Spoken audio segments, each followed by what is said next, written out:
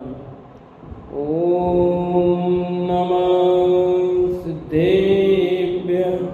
ॐ नमः सिद्धेभ्यः। ॐ नमः सिद्धेभ्यः। ॐ जय जय नमोस्तु नमोस्तु नमोस्तु। नमो हरियन्ताणं नमो सेद्धाणं नमो ऐरियाणं नमो वजायाणं नमो लोये सवसाणं। मंगलम भगवान वीरो मंगलम गौतमो गणि मंगलम कुंद कुंदारो जैन धर्मोस्तु मंगलम सर्वमंगलम मांगल्यम सर्वकल्याणकारकं प्रदानं सर्वधर्माणां जैनं जयतु शासनं जैनं जयतु शासनं। यमजस् जम्मिदेशे जैन विहाणेन जम्मिकालम्मि नादं जिनेन नियतं जम्बं वा मरणं वा तमतस् तम्मिदेशे तेन विहाणेन तम्मिकालम्मि कोशकदिवारेदुम इंदु वात जिनिंदु वा। बोले जिनवाणी मात की जय, बोले श्रुति मात की जय। सला का पुरुष ग्रंथ अनंतनाथ भगवान की चर्चा अपनी चल रही है और उन्होंने दीक्षा लेने का मानस बना दिया है। अब देखते हैं दीक्षा लेने का मानस बनाया है, दीक्षा लेते हैं या नहीं लेते हैं। कल अपनी अंतिम बात हुई थी, एतदर्थ में शीघ्र इस राज्य सत्ता का त्याग कर मुनि होकर आत्माराधना करूँगा और मोक्ष को साधूंगा। यहाँ तक की चर्चा अपन ने की थी। आगे की चर्चा अपन प्रारंभ करते हैं। महाराजा के दीक्षा लेने के निश्चय से चारों ओर हलचल मच गई। देवों को भी ज्ञात हो गया, अतः वे दीक्षा कल्याण का मौसम मनाने आ गए। जन्म का उत्सव दीक्षा कल्याण के उत्सव में परिवर्तित हो गया। ब्रह्मर्षि लोकांतिक देवों ने प्रभु की स्तुति करके अचिंत महिमावंत वैराग्य का अनुमोदन किया। उसी समय इंद्र संसार दत्ता नामक पालकी लेकर आ गए। प्रभु ने उस पालकी में बैठकर तपोवन की ओर प्रयाण किया। जन्मोत्सव में आए हुए 1000 राजा भी प्रभु के साथ तपोवन की ओर चले और उन्होंने भी प्रभु के साथ ही दीक्षा ले ली। ये 2 मिनट में पढ़ा और इतनी सारी घटनाएं घट गई है, समझ में नहीं। दीक्षाएं ले ली, पहले तो इंद्र आ गए, लोकांतिक देव आ गए, अनुमोदना हो गई, स्तुति हो गई और संसार दत्ता पालकी, इनकी पालकी का नाम क्या था? संसार दत्ता पालकी में बैठ करके दीक्षावन की ओर गए, वहां दीक्षा ली। इनके साथ 1000 राजाओं ने और दीक्षा ले ली। कितने? 1000 राजाओं ने और दीक्षा ली। क्या माहौल होगा सोचो। उन्होंने ली, अब यहाँ लिखा नहीं है, पर उनकी पत्नियों ने भी दारिका दीक्षा ली होगी, बहुत सारी ने, कुछ ने नहीं ली होगी तो बहुत होने तो ली होगी। एक तीर्थंकर के साथ जब 1000 राजा दीक्षा लेकर आत्मध्यान करते होंगे, तब ध्यानस्थ मुनियों का वह दृश्य कैसा अद्भुत, अद्वितीय, शांति और प्रेरणादायक होगा। वह दृश्य देखकर वन के हिंसक पशु भी अहिंसक और शांत हो जाते होंगे। इतने मुनिराज एक साथ, तो क्या दृश्य होगा सोचो आप। 1000 मुनिराज, यहाँ तो 10, 20, 40, 50 मुनिराज होते तो भी इतना माहौल, और कितना होता है तो जहाँ 1000 मुनिराज होंगे, तो जब दीक्षा ली होगी उस समय का दृश्य की कल्पना करो। और फिर सब राजा हैं, तो राजा को मानने वाले लोग कितने होंगे? एक एक के 100 भी गिनो, ज्यादा नहीं गिनो। एक राजा के साथ 100 लोग भी गिनो, ज्यादा नहीं हो तो कितने हो जाते हैं? 1,00,000 लोग हो जाते तो भी। तो कैसा दृश्य होगा, इतने लोग एक साथ दीक्षा लेंगे, क्या रोमांचक। एक तरफ कईयों के आंसू बह रहे होंगे तो कईयों की भावना जो कितना सुंदर, हजारों देव, कितने नर नारी फिर पाल के लेके जा रहे थे, क्या दृश्य होता हो।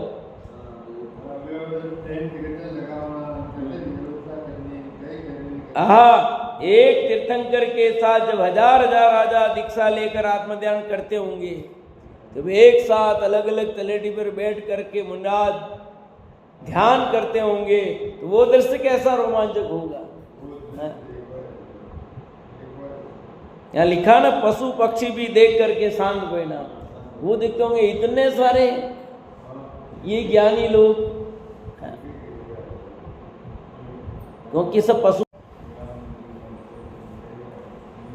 एक तीर्थंकर की क्या दशा देखो, क्या उन्होंने 50 गणधर उनकी सभा में, जे आदि 50 गणधर एक साथ उस दिव्य वाणी को झेल रहे थे।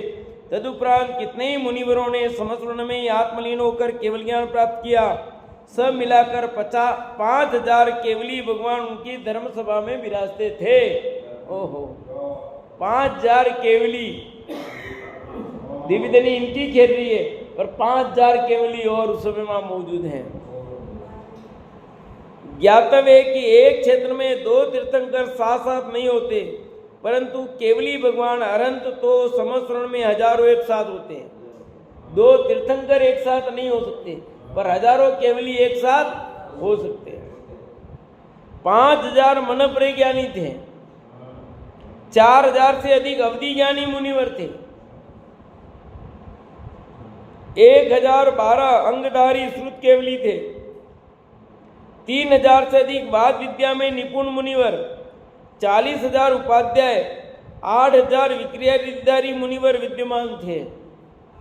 कुल 66,000 मुनिवर, 1,66,000 मुनिवर, 1,08,000 आरिकाएं, 2,00,000 श्रावक, 4,00,000 श्राविकाएं का चतुर्विध संघ प्रभु के साथ मोक्ष मार्ग में चल रहा था। कितने मुनिराज थे? 66,000, 66,000। इतने मुनिराज तो एक साथ चल रहे थे। आरिकाएं कितनी थी? 1,08,000 आरिकाएं थी, 1,08,000 आरिकाएं, 2,00,000 श्रावक थे, 4,00,000 श्राविकाएं थी। ये चतुर्विध संघ कहलाता है। कौन चतुर्विध संघ कहते हैं? मुनिराज, आरिका, श्रावक और श्राविका। त्रिंचों का राजा सिंह, हाथी, सर्प, बंदर, मोर आदि लाखों प्राणी भी प्रभु के दर्शन से हर्षित होते थे। दिव्यधनी सुनकर आत्मज्ञान प्राप्त करते थे। कि भगवान की वाणी सुनने कितने जीव आए बोलो, और अपना अपना कल्याण कर रहे हैं। पर कई जीव ऐसे भी होते हैं समुद्र में जा करके भी खाली आता है, जैसे अपन हैं। हमारे जैसे लोग उस समुद्र में जा करके भगवान की वाणी सुन करके भी खाली हाथ लौट आए, कुछ प्राप्त नहीं किया, शुभा बांध करके खाली आए। शुद्धोपयोग रूप जो कार्य करना था वो नहीं किया, और अभी भी यही कर रहे हैं। अभी भी भगवान की वाणी तो खिल रही है। इस वाणी को सुन करके इतने वर्ष हो गए भगवान की वाणी सुनते सुनते, पर कर क्या रहे हैं? अभी भी वही कर रहे हैं। यही समोसन से कम थोड़ी है। वहां साक्षात भगवान मौजूद है, यहाँ आई हुई वाणी को पढ़ रहे हैं, इतना सा है, पर है तो वही। मंदिर समोसरण का रूप कहलाता है भैया, पर अपनी समझ में नहीं आता कि कोरे आए, ऐसा तो ही नहीं। कोरे जाएंगे फिर वही बात होगी, कितने भव बिगाड़े फिर कितने भव और बिगाड़ने।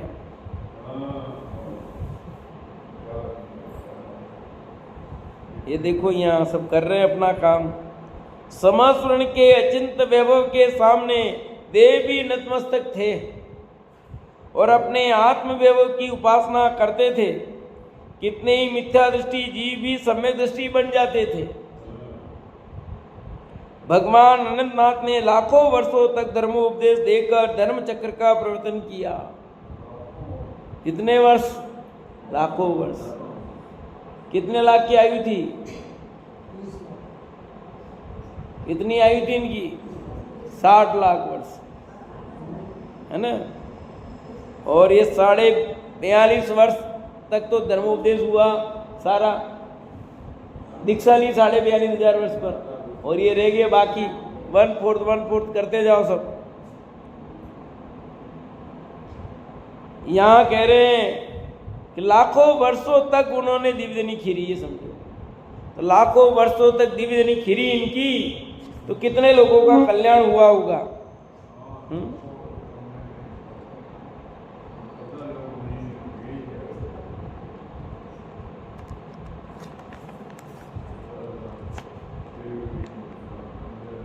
30 लाख की आयु थी, 30 लाख की, 30 लाख की, है ना।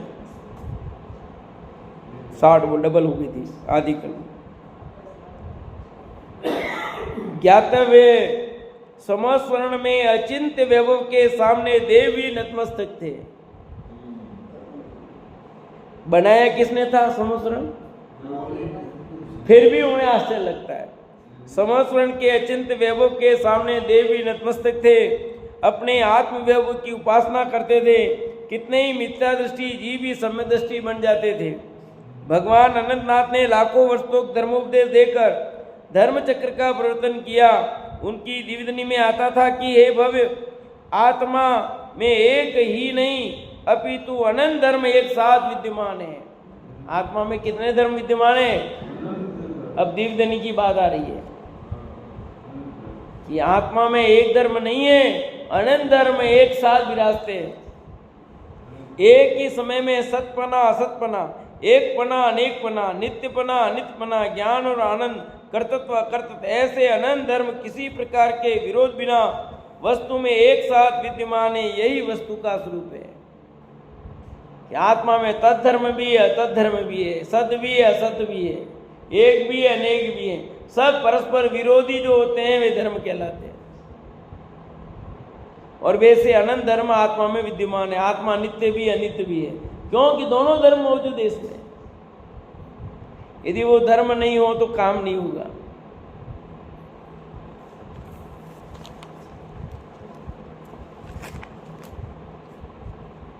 वस्तु में सर्व गुण धर्म एक समान तन्मय रूप से विद्यमान है, उसमें कोई गुण नहीं।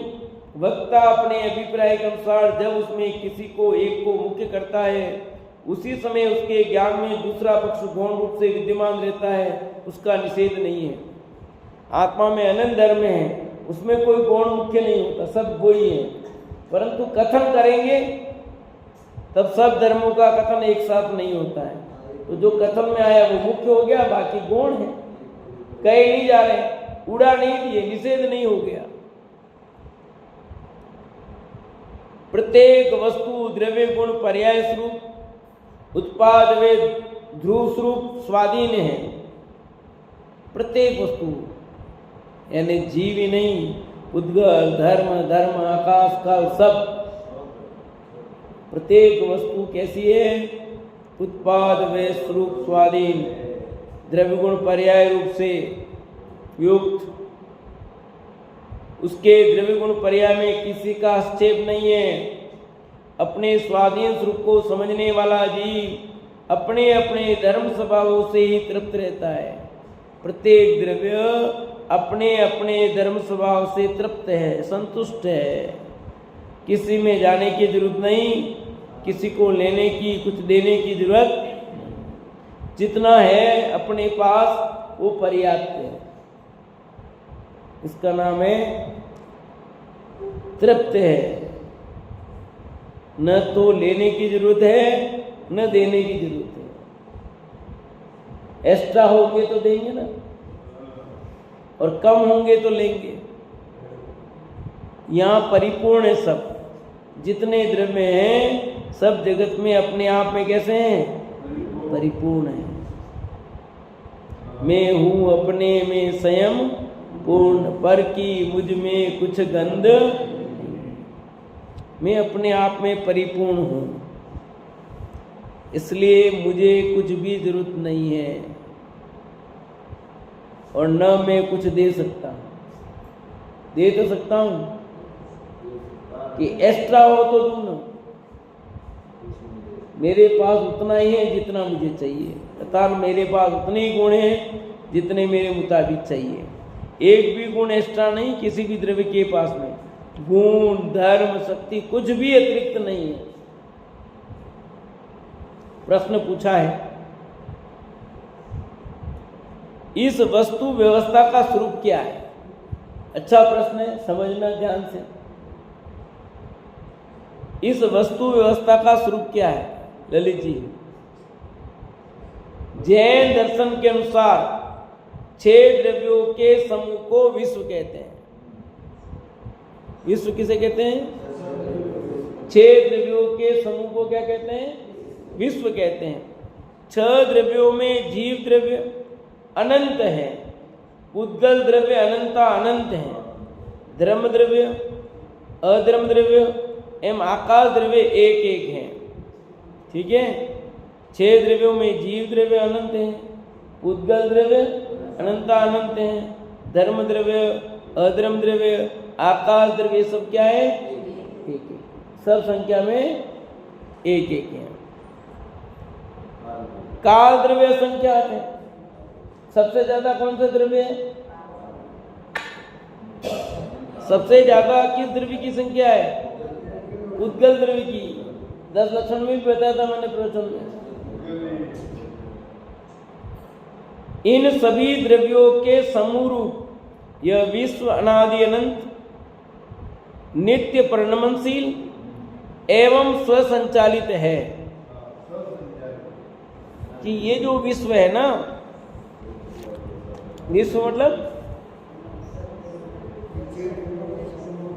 6 द्रव्यों का समूह का नाम क्या है?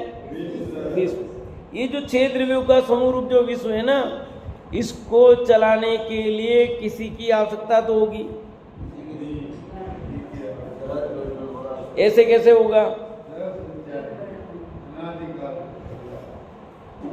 कह रहे हैं कि स्वचालित है, स्वसंचालित है, यूं कह दो।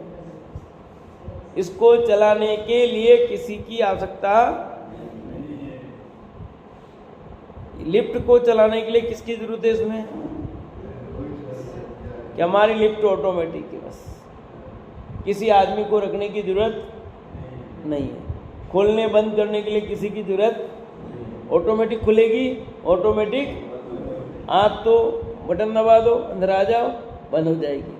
आप जहाँ आपने नंबर दिया है उस नंबर पर आकर के ऑटोमेटिक। फिर भी या तो थोड़ी पराधीनता है, समझे? पर इस विश्व को चलाने में तो इतनी भी पराधीनता नहीं है। यहां तो आपको बटन भी दबानी पड़ेगी, वहां बटन कुछ भी दबाने की जरूरत नहीं है। सब कुछ, सब द्रव्यों का परिणमन सहज हो रहा है। आपको कहीं कुछ करने की जरूरत।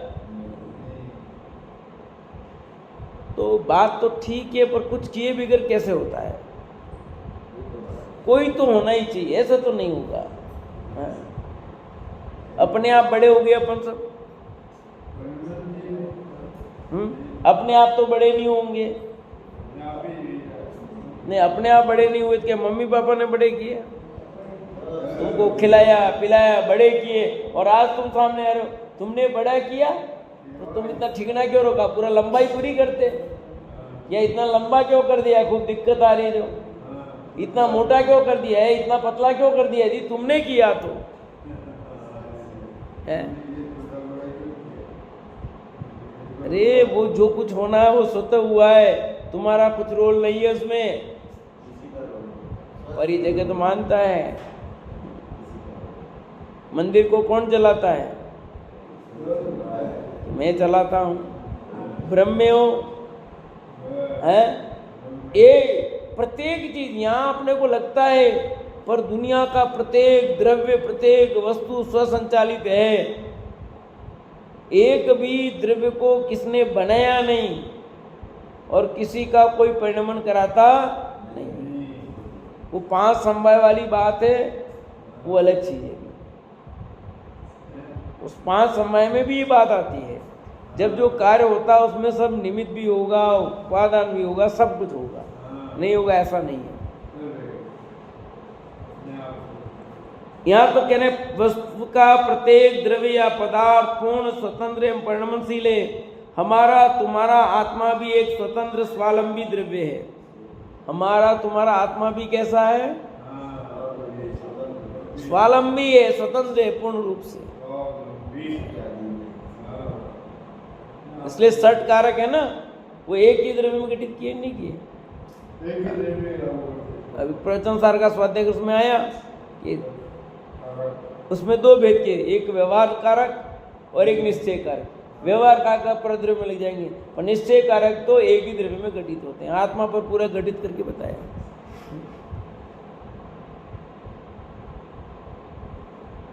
15-16 नंबर की गाथा पढ़ो, सब दे रखा है कि ये जो है ना पूर्ण रूप से स्वतंत्रता की बात, सठ कारक एक में घटित होंगे तब वो बात बनेगी। यदि उसमें परद्रव्य घुसा देंगे तो फिर वो नहीं जमेगा। स्वभाव से तो ये आत्मद्रव्य अनंत गुणों का समूह एवं अनंत शक्ति संपन्न है। यदि स्वभाव से देखें तो आत्मद्रव्य कैसा है कि अनंत गुणों का समूह, अनंत शक्तियों का समूह है।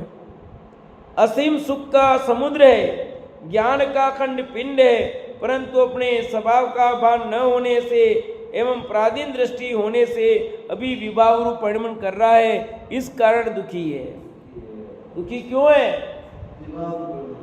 कि ये अपने स्वभाव का भान नहीं होने से दुखी है। स्वभाव का भान हो जाए तो दुखी नहीं है। वो रिक्शा वाला दुखी क्यों था? उसको अपने करोड़ बनने का पता नहीं था। पता लग जाए उसके बाद क्या को दुखी वो गरीब है। फिर उसके गरीबी रिक्शा चलाने का कारण क्या है? उसको उसका वैभव जो है भी पड़ा वो पता नहीं है। बस ऐसे हमें अपने स्वभाव का भान नहीं, इसलिए दुखी है। अपने स्वभाव का भान हो जाए दुख खत्म।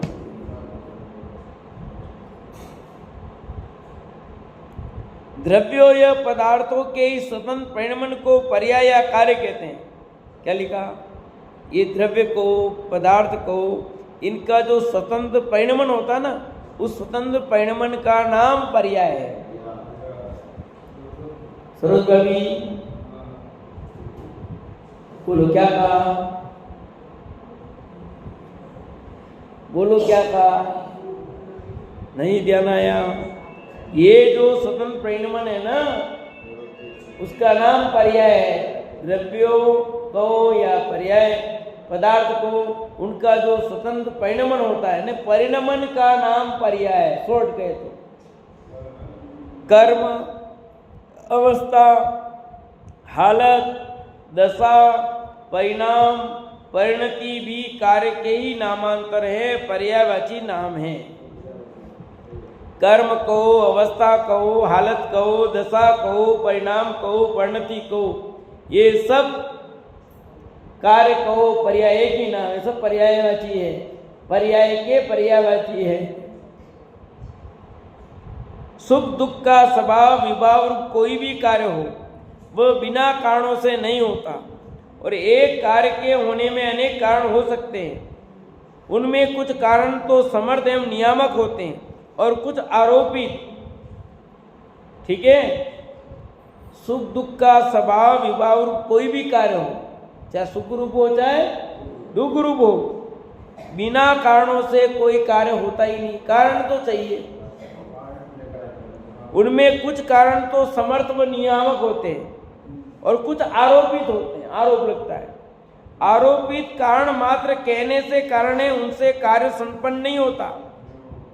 जो आरोपित कारण है उससे कार्य निष्पन्न नहीं होता, संपन्न नहीं होता। तो फिर क्या होता है, उनकी कार्य के निकट सन्निधि मात्र होती है, यानी उनकी उपस्थिति होती है। उपस्थित था इसलिए नाम आ गया। मैंने तो कुछ नहीं किया, कुछ नहीं किया, तू खड़ा था ना वहां, पंचनामा बना। कौन कौन था कि मैंने कुछ किया ही नहीं है, तू खड़ा था ना, इसलिए तेरा नाम आ गया। जैन दर्शन में इन कारणों की मीमांसा निमित्त व उपादान के रूप में होती है। ये जो कारण है दो प्रकार के, उन कारणों में एक को उपादान कारण कहते हैं, एक निमित्त कारण कहते हैं। जैन दर्शन में दो कारण मुख्य रूप से हैं, एक निमित्त कारण और एक उपादान कारण। इनकी चर्चा अपन करेंगे। ये निमित्त उपादान अथवा कारण कार्य क्या है, इसका ज्ञान क्यों आवश्यक है, इसकी चर्चा यात्रा के बाद आकर के करेंगे।